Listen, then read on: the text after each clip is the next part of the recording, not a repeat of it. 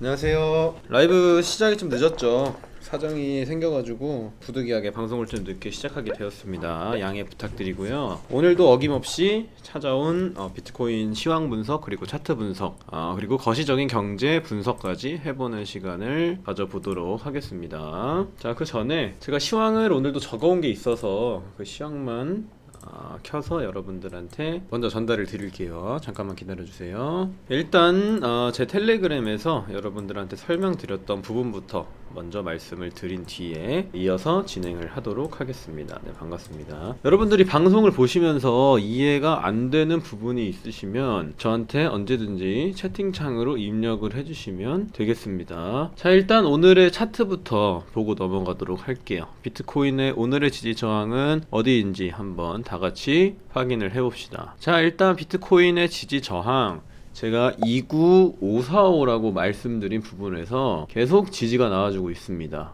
다행인 부분이죠. 그 다음에 이렇게 동그랗게 제가 표시를 해놓은 부분이 부분이 있어요. 고점, 추세가 바뀌는 고점, 추세가 바뀌었던 저점을 이렇게 곡선으로 표시를 해 놓은 겁니다. 추세가 바뀌어서 큰 상승을 했으나 여러가지 저항에 막히고 내려온 상태에서 제가 짚어드렸던 19545에서 반등이 나온 상태다. 일단 이렇게 보시고요. 차트를 잘 보시면 이동평균선이 보이실 거예요. 이 하얀색 이동평균선 보이시죠? 이게 120일 이동평균선입니다. 120일 이동평균선이 쭉 내려왔어요. 그죠? 쭉 내려와서 바닥을 한번 만들어줬단 말이에요. 늘 말씀드리는 게 뭐죠? 제가 이평선은 언제나 바닥을 만들고 그 다음에 차트가 따라간다 라는 얘기를 드렸습니다. 이평선이 누웠다는 건 하락 파동을 어느 정도 소화를 했다는 반증이다, 이렇게 얘기를 드렸고요. 얘가 이렇게 쭉 올라가다가 고점 형성을 이렇게 만들어주고 아래로 내려왔단 말이죠. 근데 사실 여기서 가격을 올린 다음에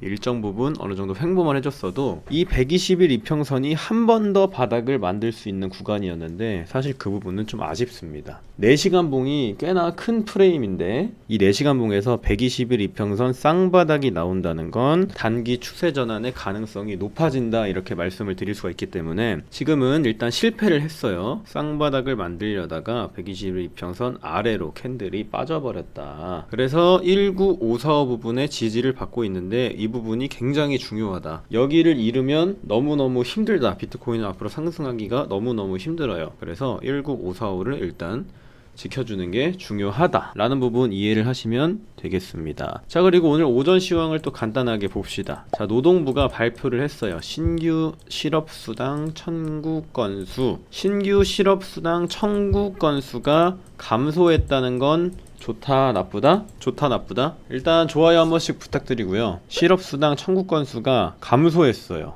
이게 좋은 걸까요? 나쁜 걸까요? 고용지표 호조라고 제가 적어놨죠. 정답이 여기 있습니다. 좋은 거예요. 신규 실업수당 청구 건수가 줄었다는 건 고용시장이 탄탄하다 라는 얘기가 됩니다. 실업자가 적어졌다는 얘기예요. 실업자가. 그래서 긴축 경계감이 오히려 올라갑니다. 반대로 올라가요. 왜냐면 연준에서는 시장이 아직 금리를 더 올려도 버틸 힘이 남아있구나 라고 판단을 해서 반대로 금리를 올릴 가능성이 더 올라가는 거예요. 그렇게 이해를 하시면 됩니다. 이러한 분위기 속 3분기 기업들의, 주요 기업들의 실적 전망치 또한 하향 조정이 되었다.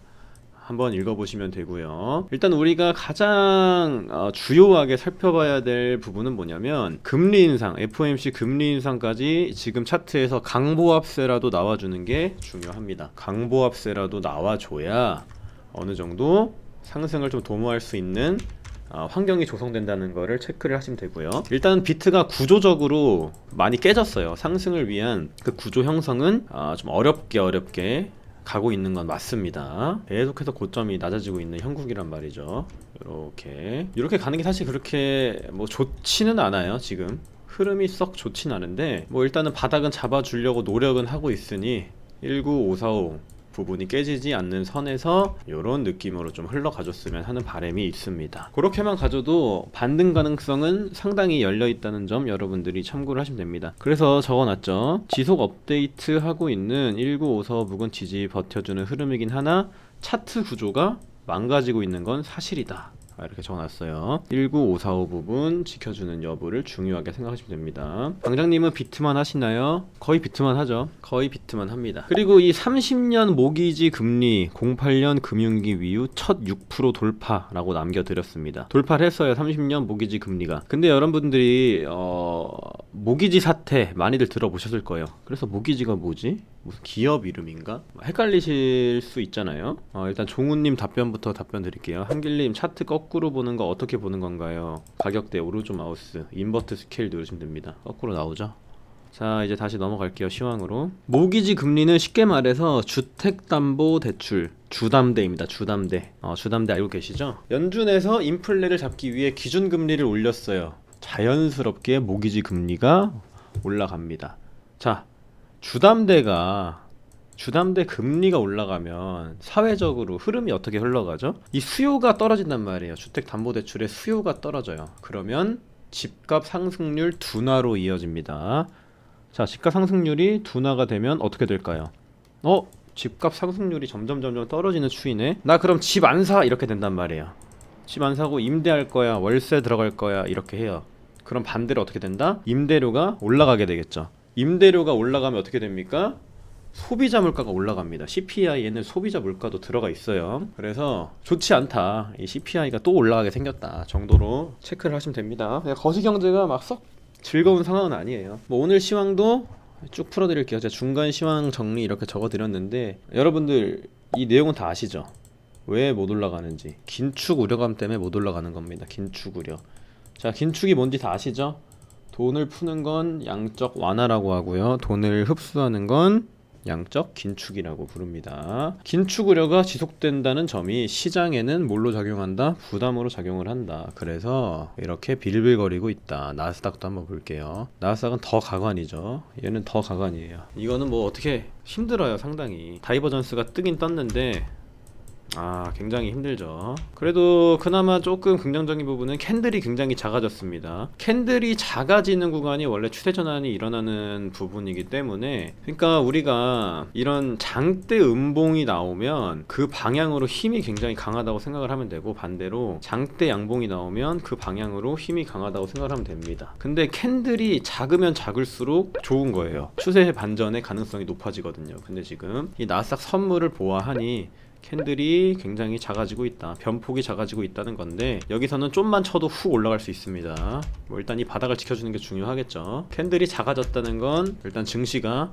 버티려고 좀 악을 쓰고 있는 건 맞다. 증시야 힘내라 하고 넘어가겠습니다. 그리고 제가 상승을 사실 길게 안 봐요. 길게 안 보는데 왜 길게 안 보는지 아시는 분 혹시 계실까요? 왜 돈복사TV는 상승을 길게 안 볼까? 그거를 한번 풀어볼 수 있으신 분, 지금 시장이 왜 상승을 길게 볼 수 없는지 저기 채팅 가능하신 분들 한번 말씀 부탁드립니다. 여러분들의 실력을 한번 보겠습니다. 시장을 어떻게 보고 계시는지, 왜 상승세가 쭉 이어지지 않을 거라고 생각을 하는지 단순하게 생각하시면 됩니다. 단순하게. 정답이 뭘까요?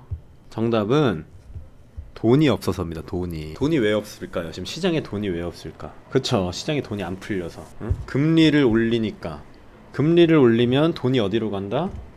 돈이 어디로 갈까요? 은행으로 가요. 은행으로. 투자시장으로 안 갑니다. 금리가 올라가면 이쪽으로는 돈이 안 들어와요. 그러니까 진님이 정답을 맞추셨습니다. 시장에 유동성, 현금이 없다. 이거를 사줄 사람이 없다는 거예요. 사줄 사람이. 선물 시장에서 올리고 선물 시장에서 내리고 청산만 계속 시키는 거죠. 돈이 없으니까. 실질적으로 여러분들 이 비트코인 시장이 올라가려면요, 현물 시장이 먼저 올라가야 돼요. 그러니까 견인을, 지금은 선물 시장이 견인을 하거든요, 시세를.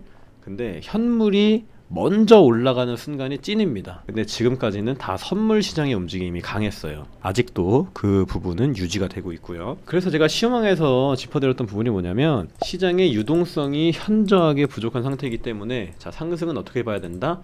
단발성으로 숏 스퀴즈가 나오는 걸 기대하라고 말씀드렸는데, 숏 스퀴즈는 이런 걸 얘기하는 겁니다. 숏 물량이 너무 쌓여서 확 죽여버리는 걸 얘기하는 거예요. 이렇게 숏을 다 죽여버리는 거, 확 올려가지고. 이런 걸 숏 스퀴즈 현상이라고 보시면 됩니다. 지금도 숏 물량이 하나하나 쌓이고 있기 때문에 단발성으로 팍 나오면 털고 저는 다시 잡는 걸 추천드려요. 그러니까 약간 예상 그림이 뭐 이렇게 나올 수 있는 거예요. 숏 물량이 점점 쌓이다 보면은 비트가 움직이다가 훅 올라가 떨어지거든요. 훅 막 약간 이런 느낌으로 나올 수 있단 말이에요. 그 다음에 신저점 갱신할 때 땡큐 하고 들어가면 되는 겁니다. 일단 시나리오는 이렇게 이해하시면 돼요. 여기도 적어놨죠. 전체적으로 하락 추세라는 점은 부정할 수 없다. 그 전에 하나만 볼게요. 시세의 연속성이 부여되는 걸 기대하는 건 힘들다. 시세 연속성은 관성을 얘기합니다. 가격이 올라갈 때 얼마나 사람들이 많이 붙어줘서 계속 우상향을 일으켜내느냐, 이거를 관성 혹은 시세 연속성이라고 부르는데, 자 여러분들, 비트코인 여러분들의 평단가가 어디시죠? 대부분의 평단가는 요렇게 위에 있어요. 그죠? 이 아래에서 산 사람은 많지 않아요. 올라가면 팔고 올라가면 팔고 올라가면 팔고 이렇게 되는 거예요. 이렇게 올라가야 되기 때문에 지금 달려들 놈이 사실 없다는 거죠. 여러분들이 돈이 많아요. 내가 이거 비트 한번 올려볼까? 막 몇백 조가 있다고 칩시다. 예를 들어서 한 개인이 막 여기까지 올릴 힘이 있어요. 몇백 조가 있어서 이거를 다 근데 사주실 거예요. 이거 여기 있는 매물을 올라오면은 이게 저항이 나오고, 올라오면은 매물 저항이 나오고, 올라오면 매물 저항이 나올 텐데 나는 정말 착한 세력이기 때문에 다 탈출을 시켜줄 거야 라는 생각 아무도 안 하겠죠. 그렇게 생각을 하고 매매를 하는 사람은 없다는 얘기입니다. 그래서 충분히 개미들 좀 죽인 다음에 아래에서 물량 모으고 올라가는 게 정석이다, 이렇게 보시면 됩니다. 바로 올라가주면 너무 땡큐고요. 사실 너무 땡큐죠. 근데 정석적인 부분은 시간이 좀 걸릴 수 있다 라는 부분을 생각하시면 되겠습니다. 모멘텀을 서서히 돌려가며 상승을 위한 준비 과정을 시작할 단계는 찾아오고 있음을 인지하셔라. 기회의 순간은 정말 다가오고 있습니다. 진짜로. 그러니까 여러분들이 비트코인을 시작할 때 대부분이 언제 시작을 하냐면 한 이쯤 시작하실 거예요. 이쯤. 진짜 막바지 부분에 비트코인 하면 돈 번다 얘기 나오면 시작을 해요. 그 다음에 여기서 막 삽니다. 어떻게 된다? 비트코인 사기야. 또 올라갈 때 사요. 어떻게 된다? 비트코인은 사기야 하고 다 손절해버리죠. 이렇게 하시지 마시고 떨어졌을 때 사야 된다는 얘기를 좀 잘 새겨 들으세요. 올라갈 때 사지 마시고, 원래 이렇게 시장에 막 비관론이 가득할 때 사야 되는 거예요. 비관론이 남들과 반대로 해야 됩니다. 제가 한 가지 재밌는 얘기를 해드릴게요. 아는 지인분 중에 요즘 코로나가 대유행을 했었잖아요. 그러니까 한 2년 전쯤부터. 근데 이 기존의 마스크 공장들이 너무 잘 되는 거예요. 마스크가 품귀 현상이 일어나서 돈 주고도 못 사는 일이 벌어졌잖아요. 그래서 사람들이 어떻게 했냐면, 야 마스크 공장 차리면 대박 나겠는데? 이렇게 생각을 한 거죠. 근데 그게 됩니까? 이미 자리를 잡고 있는 마스크 공장들이 몇 개인데 그게 됩니까? 안 된단 말이에요. 무튼 그래서 마스크 공장을 차린 사람들은 어떻게 됐다? 다 망했다. 나 마스크 공장 차리면 대박 나겠는데 지금 마스크 팔면은 마스크가 없어서 못 판다고 그렇게 소문이 돌더라. 어쨌든 모든 시장의 원리 어떻게 이루어져 있죠? 수요와 공급으로 이루어져 있어요. 근데 기존에는 마스크의 수요를 이겨내지 못한 거죠, 공장들이. 근데 공장이 점점 늘어나다 보니까 어떻게 된다? 공급이 앞서는 결과가 벌어진다. 그럼 이제 반대로 되는 거예요. 가격은 점점 떨어지게 되죠. 업체들끼리 경쟁을 붙게 되고 시장에는 마스크가 나돌아다니니까 오히려 공급이 수요를 앞서는 결과를 낳게 된다는 겁니다. 근데 비트코인도 똑같은 거예요. 그렇죠. 공급 과잉 현상이죠. 경제학의 아주 기초적인 부분이죠. 수요와 공급은. 무튼 간에 비트코인도 똑같다. 바닥에서 아무도 관심 없고 나 이거 안 사 이렇게 할 때 사셔야 되는 거고, 이럴 때 달려들지 마시란 얘기예요. 이해되셨죠? 야 비트코인은 뭐 디지털 쓰레기다 할 때 들어가서 이럴 때 파셔야지. 그렇게 하시길 바랄게요. 자 다음, 일단은 긍정적인 부분은 좀 있어요. 그래도 어제 원자재 가격들이 후루룩 떨어졌죠. 그리고 암트랙이 노선 운행을 또 정상화한다고 해가지고 시장에는 호재로 작용을 했다. 그리고 고용지표는 괜찮았어요. 고용지표가 아까 말씀드린 그거죠. 실업수당 청구 건수. 근데 소매 판매 산업 생산은 또 부진으로 나왔습니다. 예상치보다. 그래서 경제는 역성장을 할 가능성이 있다. 3분기 GDP도 마이너스로 나오면 완전 리세션이죠. 경기 침체라는 얘기예요, 리세션은. 근데 또 긍정적인 부분은 항상 이런 비관론이 지배적이었을 때는 기회였다. 그래서 천천히 분할 매수 관점으로 접근을 하셔라. 언제나 환희일 때는 시장이 얼마 못 가죠. 그러니까 나는 솔직히 이해가 좀 안 돼요. 이거 난 진짜 진심으로 이해가 안 돼서 하는 말인데, 왜 환희일 때 그렇게 막 나도 돈 벌 수 있다는 생각을 하고 난 달려드는지는 잘 모르겠어요. 정말로. 그냥 남들이 시장 다 떠날 때 사는 게 당연한 거거든요. 당연한 거 이거는. 기본적인 건데 이거를 왜 못하는지 모르겠어요. 더 떨어질 것 같아서. 그럼 여기선 어떻게 산대? 여기선 떨어질 거라 생각이 안 드는 건가? 저 이런 생각이 들거든요, 솔직히. 여기선 떨어질 거라 생각이 안 드나? 차트를 딱 보면은 들잖아요. 그러니까 이렇게 비트코인이 바닥을 기고 올라갈 준비를 할 때 아, 이거는 거래량 보고 매집이 좀 끝났구나 하고 사는 건 이해가 돼요. 근데 자, 지금 몇 프로가 떨어졌죠, 고점에서? 71%가 떨어졌어요. 이 웃긴 게 차트의 기본이 뭐죠? 차트의 기본? 올라가면서 횡보하면 떨어지고 내려와서 횡보하면 올라가는 게 기본이에요, 기본. 근데 여기서 더 올라갈 것 같아서 산다? 이거 진짜 안 됩니다. 이거 정신 차리셔야 돼요. 이렇게 하는 거는 진심으로 뼈 좀 아프라고 제가 드리는 말씀인데, 이렇게 더 올라갈 것 같은데 그거를 누가 올려준대? 안 올려준다고요. 누가 가격 안 올려줘요. 이 기본 원리만 기억하세요. 바닥에서 횡보할 때 사고, 고점에서 횡보할 때 팔고, 요것만 기본적으로 기억을 하시면 괜찮습니다. 정말로. 아무튼 지금 가격대도 나쁘지 않아요, 진짜. 천천히 하시면 돼요. 천천히. 이게 오히려 일봉으로 더 확 떨어졌어요. 얘가 RSI를 팍 찍어줬어. 아, 너무 땡큐지. 물량 모을 수 있는 기회인데 그렇게 생각을 하시면 됩니다. 이때 비트코인 10만 달러 가즈아 안 가죠. 안 가요. 경제가 어떻게 돌아가고 있는지도 체크를 해야 되고, 차트의 모양은 어떤지도 봐야 되고, 고려해야 될 부분이 한두 가지가 아니다. 이렇게 보세요. 우리가 중요하게 봐야 되는 건 뭐다? 9월 22일 FOMC 기준금리 발표 일정을 주요 일정으로 체크하셔라 라는 부분 잘 인지를 하고 계시길 바라겠습니다. 자, 우리 빅토리님, 제가 말씀드렸죠. 더 올라갈 것 같아서 산다. 근데 더 올라갈 것 같아서 산다의 근거가 있나? 요게 문제라는 거예요. 근거가 있었을까요? 자, 본인한테 한번 물어보시면 돼요. 더 올라갈 것 같아서. 감정은 있는데, 감정은 있어요. 근데 실체가 없다고 해야 되나? 그러니까 이성이 없는 거예요. 이성. 감정이 앞서는 매매는 위험합니다. 정말로. 눈에 보이는 대로 하시는 게 좋아요. 눈에 보이는 대로. 간단하게 생각을 하면은 비단 RSI 지표라고 표현을 할게요. 그러니까 RSI 지표만 보더라도, 이거는 역사가 좀 짧은 차트니까 USD로 볼게요. 비트스탬프 걸로. 이게 비트코인 처음부터 지금까지 볼 수 있는 지표거든요. 저기 차트거든요. 로고 차트로 볼게요. 사실 우리가 이 주봉 RSI만 보더라도 위험한 구간이란 건 다 알아요. 그러니까 어떤 소리냐면, 고점 이렇게 표시를 해주거든요. 이렇게 고점을 딱 표시를 해줘. 저점도 대략적으로 잡아줘요. 그렇죠? 이거는 주봉이라서 밑에까지는 오지 않네요. 아무튼 고점들은 단순하게 지표 하나만 봐도 잡아준단 말이에요. 단순하게. 일봉으로 한번 볼게요. 일봉으로. 자, 일봉으로 고점을 이렇게 비트가 새로 또 2번 찍어줬어요. 그렇죠? 이때 2번 찍어줬어요. 근데 자, RSI는 제가 뭐라고 설명드렸습니까? 상대 강도 지수. 쉽게 말해서 매수세가 강한지 매도세가 강한지 보는 지표예요. 고점은 한 차례 올라갔어요. 근데 매수세는 약해졌다. 이렇게만 봐도 위험하다 생각을 할 수 있는 거야. 단순하게. 직관적으로 그냥 여기서 더 올라갈 것 같아 라고 접근하기보다는, 지금 일단 차트가 2번 고점을 찍었네. 보도지표를 볼까? 근데 매수세는 약해졌네. 그럼 내가 좀 기다려 봐야겠다. 이렇게 기다려 볼 수 있는 거죠. 그럼 난 RSI 저점까지 기다려야지. 딱 기다렸어요. 이때까지 기다렸어요. 이 기간이 무려 2-3달이 돼요. 2-3달. 근데 난 참은 거야. 예시를 들어볼게요. 난 여기서 현물이랑 선물 다 샀어요. 왜? 10만 달러 갈 것 같으니까. 근데 떨어졌어. 근데 내가 RSI를 볼 줄 아는 사람이에요.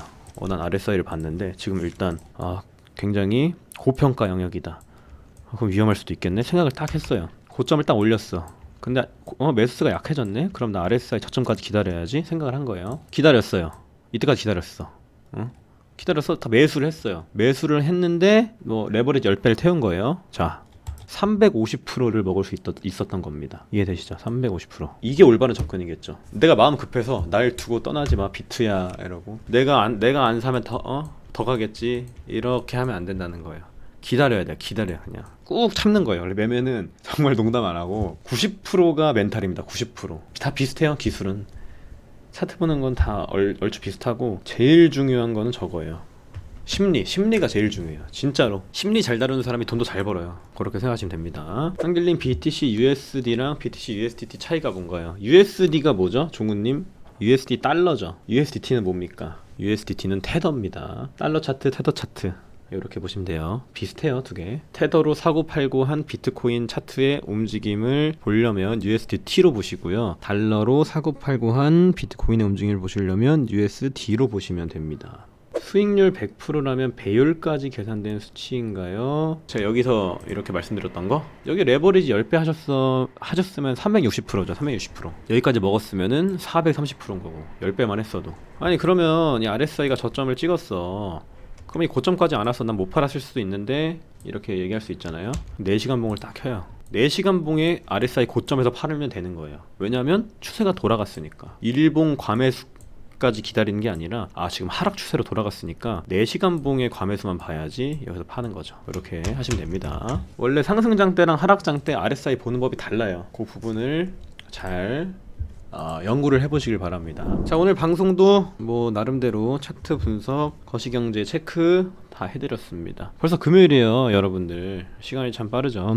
제가 이렇게 좀 강하게 얘기한 거는 진심으로 그러지 않았으면 좋겠는 마음에 이렇게 얘기를 드립니다. 꼭 참으시면 돼요.